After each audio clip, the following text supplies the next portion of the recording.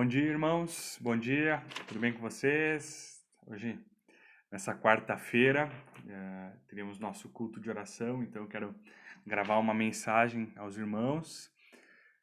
E hoje eu quero falar de uma mensagem de esperança, né? Eu vou relembrar um texto bíblico daqueles nossos cultos em família e aprofundar ele para trazer ao nosso coração esperança. E na quinta-feira, na sexta, no sábado, nós teremos mensagens relacionadas à Páscoa, ao sacrifício de Jesus, porque é isso que a gente está passando nesses dias. E no domingo, então, a gente vai ter um culto gravado para compartilhar com os irmãos e também o culto familiar, né? Cada irmão vai receber o material para a gente poder cultuar a Deus em família juntos. E eu, olhando algumas mensagens e o que tem acontecido no nosso país, quis compartilhar novamente o texto de 2 Reis, do capítulo 6.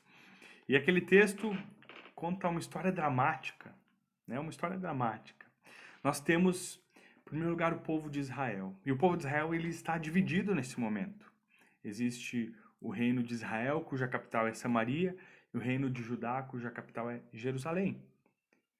E nessa divisão, né, nós percebemos um povo que não é mais um povo, são dois. E esse povo, o reino de Israel, de Samaria, está sob o domínio do rei Jorão. Ele é o rei de Israel. E de repente, esse rei é acometido por uma notícia terrível. O rei da Síria, o rei Ben-Hadad, está vindo para o cerco, para destruir a sua cidade. E esse cerco, ele é relatado na Bíblia com terrível desespero. Terrível desespero. O cerco é quando um exército inimigo ele não invadia a cidade. As cidades eram muradas, né? E ele cercava essa cidade, principalmente as entradas e as saídas. E o que nós temos em Samaria? Uma cidade, a capital do reino de Israel, só que essa capital dependia muito da sua agricultura. E a agricultura ficava na parte de fora da cidade, dos muros.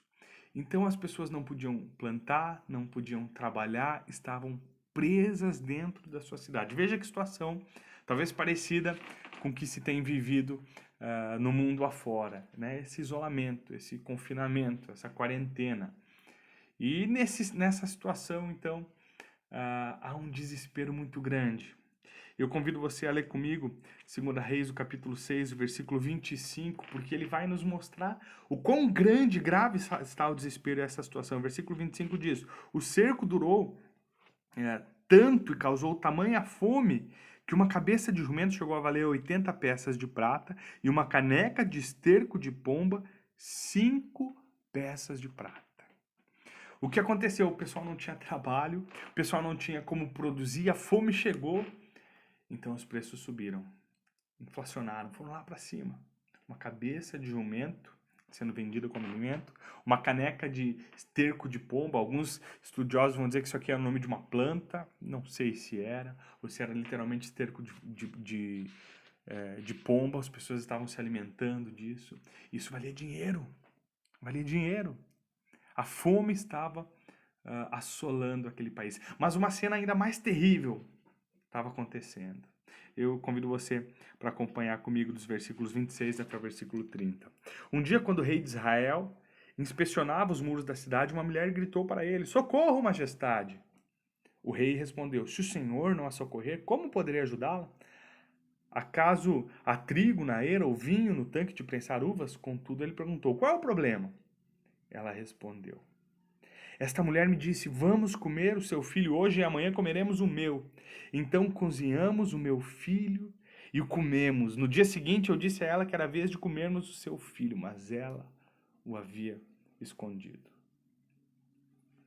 Quando o rei ouve essas palavras, ele rasga suas vestes. O desespero do cerco mostra duas coisas. Em primeiro lugar, em que situação emocional estavam aquelas pessoas durante aquele tempo em que durou essa situação. E foi um tempo longo, porque a fome foi tamanha. E segundo, a situação moral daquela sociedade, ao ponto de uma mãe aceitar cozinhar e comer o seu próprio filho. O seu próprio filho. Diante dessa situação desesperadora, a gente observa ao nosso redor o que tem acontecido conosco nessa situação do coronavírus e a gente vê como o ser humano revela o seu caráter, a sua maldade em tempos de desespero. Você lembra da greve dos caminhoneiros, os preços lá em cima, agora o coronavírus, o álcool gel lá em cima, você vai no mercado, o preço está lá em cima. Alguém quer lucrar com o desespero do próximo. Como o ser humano tem se afastado de Deus, a gente percebe isso. Mas a situação continua. E esse rei está desesperado. Ele está terrivelmente desesperado. E ele vai falar o seguinte, ele vai responder no versículo 31. Ele disse, Deus me castigue com todo rigor se a cabeça de Eliseu, filho de Safate, continuar hoje sobre seus ombros. Ele vai botar a culpa em alguém. Ele olha para o profeta Eliseu, para o homem de Deus, e fala, ele tem que morrer, a culpa é dele. E a gente vê isso acontecendo nos nossos dias. Alguém tem que procurar um culpado sobre essa situação. A imprensa tem que colocar culpa em alguém, nós temos que culpar alguém por causa de toda a doença, do que está acontecendo de errado no país, do sistema de saúde que não funciona, porque eu não posso trabalhar, porque eu não posso sair de casa. As pessoas procuram culpados pela situação. Esquecem de olhar para o seu próprio coração, para suas vidas. E o texto bíblico vai continuar no capítulo 7. Ele vai mostrar um encontro do rei com Eliseu, porque o rei vai mandar mensageiros, e Eliseu sabe que o rei ameaça matá-lo. E o que acontece é incrível. O profeta Eliseu, no capítulo 7, o versículo 1, ele diz o seguinte: ouçam a palavra do Senhor. Assim diz o Senhor, amanhã, por volta desta hora, na porta de Samaria, tanto uma medida de farinha como 2 medidas de cevada serão vendidas por 1 peça de prata. Eu não sei se você percebeu, mas quando eu li sobre o esterco de pombo, e a cabeça de jumento, a cabeça de jumento valia 80 peças de prata. E a caneca de esterco de pombo, 5 peças de prata. E aqui ele vai dizer que a medida de farinha, a medida de cevada, 1 peça de prata. O profeta, falando da palavra de Deus, ele diz, essa situação será resolvida rapidamente, amanhã. Nessa hora, em 24 horas, tudo vai ser normalizado. Deus tem poder para transformar essa situação. Mas um dos oficiais do rei não acreditou. O versículo 2 do capítulo 7 nos conta. O oficial em cujo braço o rei estava apoiando, disse ao homem de Deus, ainda que o Senhor abrisse as comportas do céu, será que isso poderia acontecer? E Eliseu adverte ele, responde, você verá com seus próprios olhos, mas não comerá coisa alguma. Aquele homem não acreditou na palavra de Deus. Ainda que Deus abrisse as janelas do céu, as portas, tudo, não tem como acontecer. Ele não acreditou. E ele iria colher as consequências da falta de fé dele, da falta de crença nele. O texto vai mostrar ainda algo especial. Eu acredito que é especial. A partir do versículo 13 do capítulo 7, a história sai um pouco do lado do rei e do profeta Elias e vai começar a falar de alguns homens leprosos. 4 homens leprosos. E os leprosos, eles eram retirados da sociedade, isolados da sociedade. Essa questão de afastamento social era a rotina deles. Eles não podiam estar no meio das pessoas por causa da sua doença. E eles estavam fora de Samaria e a alguma certa distância do acampamento do inimigo, entre a cidade e o inimigo. E eles tomaram uma decisão. Eles falaram o seguinte, vamos lá no acampamento dos inimigos, porque se a gente vai para a cidade, a gente vai morrer de fome. Se for para lá, quem sabe eles vão poupar a nossa vida. Se não poupar, a gente está lascado de qualquer forma, a gente vai morrer. Não tem o que perder. E é interessante que Deus vai usar esses 4 homens cheios de desesperança para transmitir uma mensagem de esperança para a nação, para a cidade de Samaria. O versículo 5 vai dizer o seguinte, ao anoitecer, eles foram ao acampamento dos arameus. Quando chegaram às imediações do acampamento, viram que não havia ninguém ali. Eles chegaram no acampamento e não tinha ninguém. O versículo 6 vai narrar que Deus havia feito aqueles homens, o exército inimigo ouviu um barulho, que parecia o barulho de um alto exército. Então aqueles homens ficam assustados, acham que os israelitas chamaram os egípcios, os hititas, que eles tinham contratado outros exércitos, então eles fogem e deixam para trás tudo. E aqueles 4 leprosos, então, encontram um acampamento vazio, cheio de despojos. Comida, eles se alimentam, ouro, roupas, eles pegam para si. Mas aqueles homens, excluídos da sociedade, sem esperança, eles não ficam tranquilos, não ficam em paz. Eles vão procurar o rei. Eles vão para a cidade, eles dizem, nós precisamos falar essa mensagem de esperança, que não tem ninguém aqui, o inimigo foi embora. E eles vão, o rei não acredita. O rei de Israel, o rei Jorão, ele não acredita nessa mensagem. Então, alguns dos seus conselheiros dão uma ideia de enviar 5 homens com os últimos cavalos que haviam na cidade para examinar essa situação. Se fosse verdade, então seria ótimo. Se não fosse, todos iriam morrer mesmo. Aqueles homens teriam o mesmo destino daqueles que estavam na cidade. O rei aceita. 5 oficiais, 5 homens são enviados a cavalo e eles constatam que os arameus não estão mais lá. O exército do rei Ben-Hadad havia fugido, foi embora. E havia todos os despojos ali daquele acampamento. Quando o povo ouve essa notícia, preste atenção no versículo 16, o que acontece.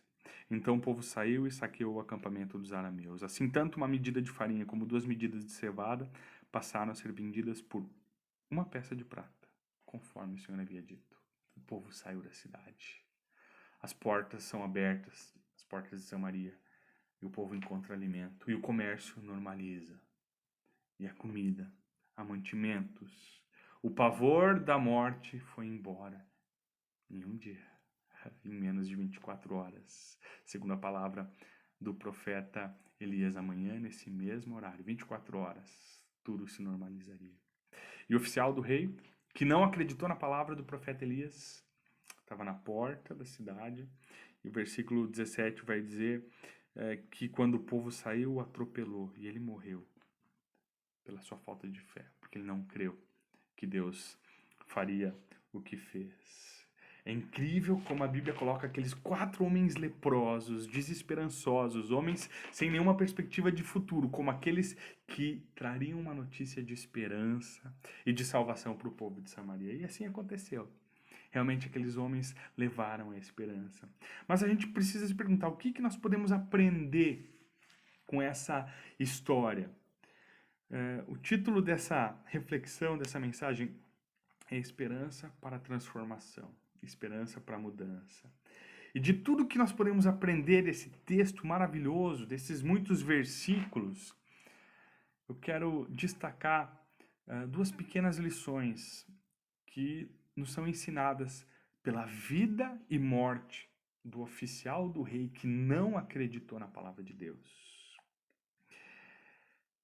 Quando Eliseu disse que a crise passaria em 24 horas, a reação do oficial do rei foi essa: ainda que o Senhor abrisse as comportas do céu, será que isso poderia acontecer?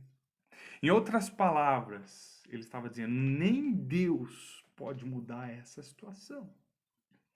Talvez nos nossos dias ele fosse algum daqueles que dissesse, não existe Deus para mudar essa situação. Ou ainda, onde é que está Deus diante dessa situação, dessa praga, dessa doença que se espalha pelo mundo? O que você diria se hoje alguém lhe dissesse que em 24 horas essa situação iria passar? Em 24 horas o coronavírus iria acabar. Se alguém lhe dissesse hoje que amanhã mesmo as escolas seriam abertas, o comércio iria normalizar, tudo voltaria a ser como era antes. Ou melhor, através da ação de Deus as coisas seriam transformadas. O que você pensaria? Certamente, assim como eu, você pensaria, esse cara é louco. Eu não acredito nisso. Talvez a nossa reação fosse parecida com aquele oficial do rei, que não creu. E diante disso, eu quero compartilhar 2 lições importantes para a nossa vida. A primeira delas é que a falta de esperança nos leva a não crer. A falta de esperança nos leva à incredulidade. Aquele homem não creu em Deus. através das palavras dele, que mesmo se Deus abrisse as comportas do céu, nada ia mudar, aquele homem revela a falta de esperança naquela situação. Ele olha para sua cidade, ele olha para o tamanho do exército inimigo, ele olha para tudo que está acontecendo e ele pensa, não tem solução. Nem Deus pode mover isso. Muitas vezes a nossa reação é essa também diante do coronavírus. Muitas vezes, quando a gente ouve as notícias de pessoas próximas, ou da nossa cidade, ou da nossa região, que começam a ser acometidas por essa doença, a gente começa a ter medo. O medo começa a tomar conta do nosso coração, o desespero vem sobre nós, e a gente esquece que temos um Deus poderoso. A gente esquece que o nosso Deus é o Deus que abre o mar vermelho, para o seu povo passar com o pé sequinho. E esse mesmo Deus é o Deus que fecha o mar vermelho para que o inimigo seja destruído. A gente esquece de um Deus que envia o seu Filho a esse mundo para nos salvar. E através desse Filho ele caminha sobre as águas, ressuscita mortos, cura enfermos, liberta endemoniados. A gente esquece desse Deus. A gente olha para a situação do mundo, para essa doença e pensa, será que isso pode mudar? Será que isso pode ser revertido? E a gente esquece que Deus é um Deus que pode mudar a situação assim. Em 24 horas, em 1 hora, em 1 minuto, em 1 segundo, em um milésimo de segundo, essa situação pode acabar de uma hora para outra. Nós não podemos perder a esperança nesse Deus. Porque a falta de esperança nos leva a não crer mais nele. Não perca a esperança. Nós precisamos crer que existe mudança para a nossa nação e para o mundo nesse momento. E a segunda lição que nós aprendemos é que a falta de esperança nos tira a vida. E é o que aconteceu com o oficial do rei. Ele não creu na ação de Deus. Ele não creu que Deus abriria as comportas do céu, ou as portas, os portões de Samaria, né? E o acampamento do inimigo estaria vazio, né? De inimigos, mas cheio de mantimentos. Ele não creu. E por não crer, o profeta Elias dá uma palavra para ele, ó, você vai ver tudo isso acontecer, mas você não vai provar nada. E ao final da história, ele está na porta de Samaria, e ele é pisoteado pela multidão, e aquela multidão ansiosa pela comida, aquela multidão correndo, né, até o acampamento dos inimigos, pisoteia ele, ele morre, ele vê as portas do céu se abrindo, mas ele não pode provar nada, porque a falta de fé dele lhe tirou a vida. A falta de esperança levou a não ter fé em Deus. E é assim que acontece. Você já viu uma pessoa sem esperança? É terrível. A pessoa sem esperança, ela perde tudo na sua vida. Ela não tem mais desejo de viver. Quando alguém está doente e ele perde as esperanças, a sentença de morte está próxima. Eu vi ontem ou anteontem a notícia de um médico francês que contraiu o coronavírus e se suicidou. Perdeu as esperanças, tirou a sua própria vida. E é terrível, é desesperador quando alguém perde as esperanças. A gente lê sobre o efeito placebo, não sei se você já viu sobre isso. Quando alguém vai fazer algum medicamento, tem que fazer vários testes. E um desses testes escolhe alguns pacientes. Alguns pacientes vão receber o medicamento mesmo, para ver se ele é bom, e outros pacientes irão receber um placebo, um medicamento que não tem nada, é só uma pílula, né, como se fosse de farinha. E em algumas vezes, em alguns casos, a esperança daqueles pacientes é tão forte naquele remédio que eles melhoram ou até são curados. A esperança é o primeiro passo para a cura. E nós que temos um Deus no qual podemos nos achegar nesse momento, temos a esperança de que as coisas vão melhorar, de que as coisas são melhores, porque Deus está no controle de tudo. Meus irmãos, nós cristãos não podemos perder a esperança. Nós não podemos perder a esperança de que as coisas irão melhorar. Podem, e não só podem, como irão melhorar. Nós não podemos perder a esperança de que existe um Deus que está controlando essa situação e que mesmo que venhamos a perder a nossa vida, nosso Deus cuida de nós, cuida da nossa família, cuida daqueles que nos cercam. Se crermos e vivermos essa esperança no nosso coração, nós vamos experimentar o agir de Deus nessa nação e também no mundo diante dessa situação.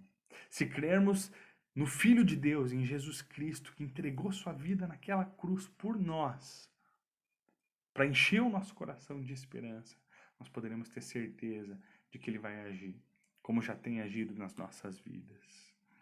Existe mudança, existe transformação, existe solução para o problema do mundo, e a solução está no nosso Deus, no nosso Senhor. O nosso papel como filhos de Deus é manter a esperança. Mantenha a esperança acesa no teu coração. Não se deixe levar pelo medo, não se deixe levar pelo desespero, não se deixe levar pelas notícias que você ouve. Mantenha a esperança no seu Deus, porque em 1 milésimo de segundo toda essa situação pode ser dissolvida pelas mãos poderosas do nosso Deus. Ele já mostrou isso na história, na sua palavra, na história da igreja, e ele pode mostrar isso também nessa situação mundial que acontece. Meus irmãos, eu convido vocês a estarem orando para que Deus encha nossos corações de esperança, intercedendo para que esse nosso Deus venha interferir no mundo, em tudo que tem acontecido e nessa situação do coronavírus, porque Ele tem poder para mudar uma nação, uma cidade e um mundo.